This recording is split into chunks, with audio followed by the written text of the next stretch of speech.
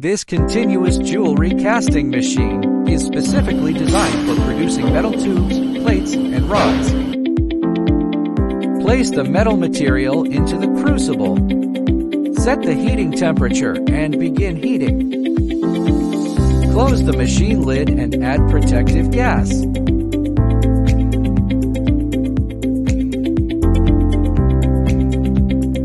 Melt under the protective gas.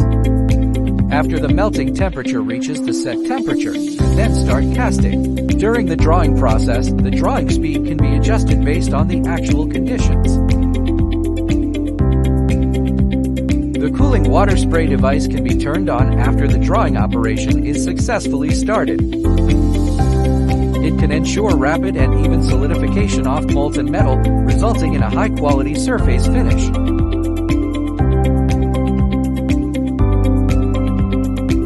After casting, the finished product is cut using hydraulic shears.